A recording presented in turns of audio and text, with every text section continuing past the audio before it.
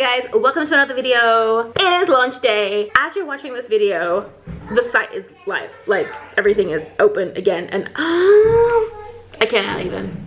I mean, as I'm filming this, it's the morning of, but you can head down to the website now. I will leave all the links down below. You can go check out the website. I'm waiting for your comments. I'm excited. I'm very excited. I thought I would make a quick little video today telling you that it is launch day. And do you even hear my children in the background? As well as just tell you guys a little bit about how this little business started, a little kind of history, if you will. I've had quite a few comments asking me to kind of talk about it a little bit more. And I also thought I would show you guys some of my first little creations, as well as some of my faves that those two creations of mine are the noisiest of the lot. Because like I really love doing custom work. That's how I started.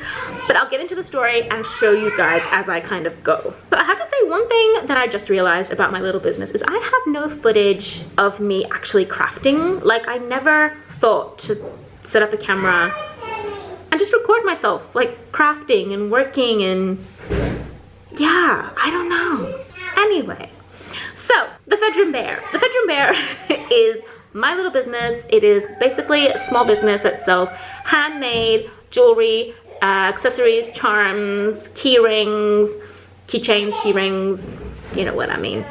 Earrings mostly. And I also used to do a lot of custom work, so like little character charms and whatnot. I will show you examples of my ultra faves in a second. But the name itself came from the word Fedros, which basically means kind of a silly, stupid, to be honest.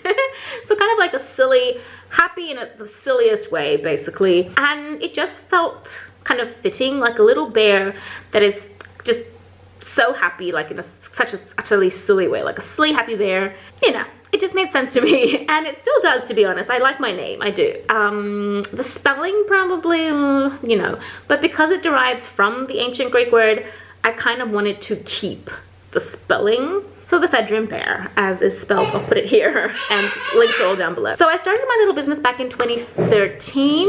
2013, I was in university. The girls are refusing to be quiet today, but we shall persevere. So back in 2013, when I was studying for my Bachelor in Early Childhood Education, naturally I had certain subjects that required creativity of sorts. So one of them required me to make puppets, which I decided I wanted to make from scratch.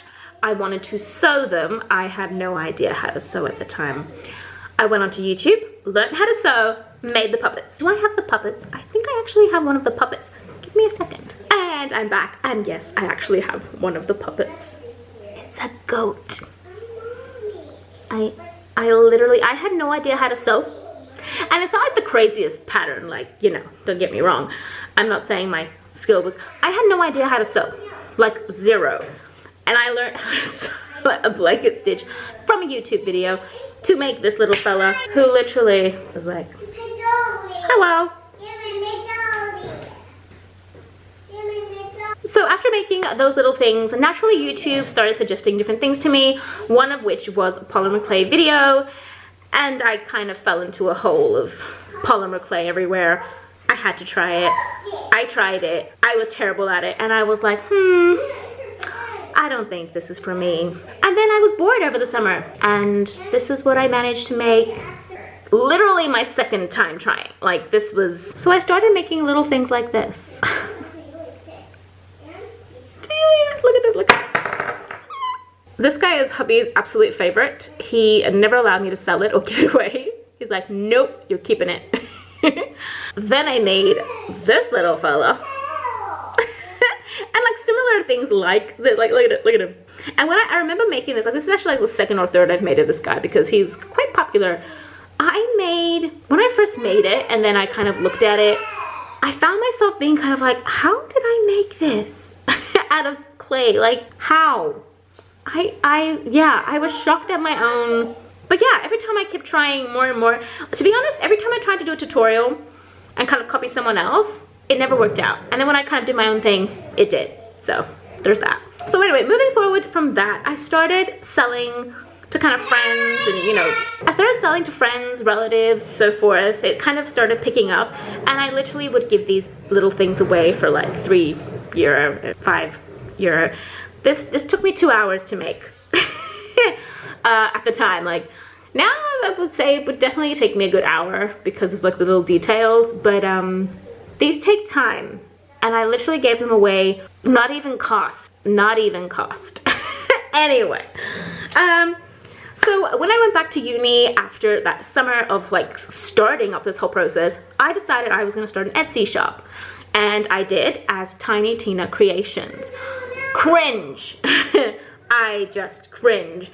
I didn't change it to the Fedrin Bear until I would say, I think a couple months later, maybe. And that was because there was another shop that was very similar to mine. And it was this whole issue. She started like sending me messages. We were very different in style and what we were kind of selling. But she just kind of kept comparing and yeah, it was a whole mix up. Anyway, so that's why I actually came up with the Fedrin Bear. Like I looked for a unique word that I could then kind of change and use as my business name so that I didn't have those kind of issues. So if you're starting a business, small tip, make sure your name is unique. Either it's your actual name or a name that you kind of figure out, you know, just think it up in a way that kind of is foolproof. Now from there it slowly kind of snowballed, and I started making online Etsy sales. I started doing custom work. So I started creating a lot of characters. I really love making characters, like anything Disney, anything Pixar at the time before it kind of became one, anything just cartoons and cutesy and fun, and I really fell in love with that. I then kind of fell into food and like donuts and whatnot, cookies. I kind of fell into cookies, to be honest, because I started making Cookie Monster studs, like Cookie Monster earrings, which I do have. I don't have them here with me to show you guys right now, but I used to sell them a lot. They were like one of my best sellers. But then I started making like cookies on their own, and then I started making donuts, and now like donut studs are my ultra bestseller. Like these little fellas. Let me show you guys. If I can hold them up, I can't even hold them up. These are my little donut stud earrings. They're like little donuts with sprinkles on top. And they're my nails are terrible, I apologize. But that's what they are. And they are my ultimate bestseller from the day I launched them. Markets, online, you name it. Yeah. Personally, I was a bit partial to the chocolate ones, but you know. And this is like the matching necklace, which again, pink, colorful sprinkles. I make every single little sprinkle myself. Like, a lot of people don't understand. They kind of look at it and they're like, oh, you know, it's just a little donut, whatever. I make every single sprinkle, every single one by myself. So I make every single little sprinkle individually. Well, individually. It's a long process. So I'll show you guys the process eventually in a vlog, I imagine. But I make the icing separately. I make, like, everything is made kind of like you would make an actual donut. Like, you'd make the dough, you'd cook the dough, you'd make the icing separately, you'd have the sprinkles. Well, you would have them in a bag, but I have to make them. Yeah. And then this one's one of my little cookies. These cookies have evolved a lot. I've changed the way I make them quite a bit over the years. Just kind of depends on how I feel that they look the best, I guess. It's got little chocolate chips, and it's browned a bit here, and like it's not all straight, you know what I mean? It's kind of, yeah.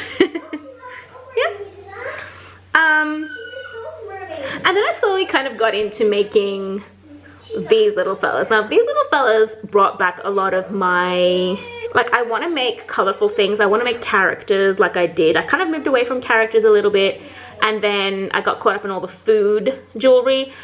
But these guys kind of bring a little bit of both into it because of, I guess because of the way they're so colorful, and I put faces on a lot of them. It's a little apple. Do you even? There we go. It's a little apple. It even has little lines. You can't, the camera's not capturing, look at that, like the little lines and the chubbiness of it. So I also did, along with like all those different kind of things, I also, as the years kind of progressed and stuff, I started doing a lot of custom work. I did a lot of work for myself as well as like for other people. So for example, I did like little custom girls like this. I kind of started trying it for myself, and then people just kind of asked me to make them, pretty much. Like little girls like this. And then I was in love with Minions. I loved Minions. Minions are my, I started making Minion earrings which my ultimate bestseller again, but naturally stopped making them after a while. They do take quite a long time, and I realized I would have to raise my prices quite a bit, so questionable. Now, this is one of the little fellas I had made when I first started making minions. I loved making minions. It's just, I loved the idea of like a chubby base, and then I could just add the details. I don't know, it just kind of appealed to me. And then this one is one of my all-time favorites. Like this guy, I was feeling really stuck and mentally down, and this was like, oh, back in 2015, I think. And I just sat down one day and I was like, I'm gonna make something. And this is what came of it. This is what came of it. It's Kevin in his little snow, you know, from the Minions. I love Minions. I feel like I'm definitely going to open up custom orders eventually because I need these kind of designs and stuff in my life. I need to start doing things like this again because they make me happy. So yeah, I make a lot of different things basically is what I'm going for at this point. And then everything just kind of snowballed, to be honest. After we moved to Australia, I started doing markets. I would go to the markets. I would sell, again, fruity studs a lot, donuts. The donuts. They were just a hit from the get-go. Do you hear that, child?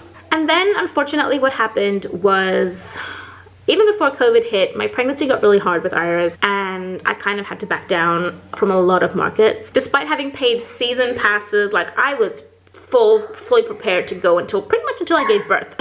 But no, unfortunately I had to pull out of a lot of them because the pregnancy just got really hard, and then COVID hit and a whole bunch of markets were cancelled. Everything kind of went down from there, and because of the difficulty of the pregnancy and later the labor and delivery, I just kind of stopped. I just stopped everything. I stopped, like I didn't even focus on my website, on my shop. You would think during the pandemic so many businesses started, you would think that's when I would really double down on that. I actually didn't. I kind of backed down a lot, and I slowly gave up on something that was extremely stress relieving for me. I love working with polymer clay. I love creating. It's the number one thing that gives me stress relief. It's the best thing for me personally. It means the world to me. I don't know if you can tell. And I gave up on that, and that was just so devastating to me. So now, I don't know, I just found that need to start again, like that passion to, and I'm jumping into this launch right now. It's not so much a launch as much as a reopening and kind of going with what I have. And then I'm hoping that what this will do is start up my, you know, my creativity again and start making new products and new things. I have so many ideas, so many things I want to do already because I've started this process. Like my head is kind of starting. So I'm super excited for what is to come. It's just, yeah. Anyway, the shop is open, guys. You go and check it out. Even if you can't buy something, I really, like, I don't want to, you know, I'm not one, I'm terrible at selling myself. I'm terrible at being like, buy my stuff. I'm awful at it. Awful. I would even say it at markets, and once a woman said to me, unless you're such a great marketer that you're actually using opposite psychology, I'm like, I did not think of that. I did not think of that. Because I'd be like, I can't sell for the life of me, but I really love what I make. I make them handmade myself. I love them. They are really good. You will see it if you buy it and pick it up and look at it and all that fun stuff. And she was like, unless you're actually a really good seller. I'm like, maybe I am and I don't know it. So yeah. Even if you guys just go and check it out, go follow me on Instagram, The Fedram Bear, YouTube channel, The Fedram Bear. I will be making videos like studio vlogs and things like that over there as well, just to kind of, you know, the promotion and all that fun stuff, because I guess, you know, I'm actually tempted to do TikToks and Reels. I don't know if I'll do that. We shall see. But yeah. Go follow me over on all those kind of thingies. I will leave all the links down below. Constructive criticism is more than welcome. Keep it nice. And yeah, I will see you guys in the next one. Bye, guys.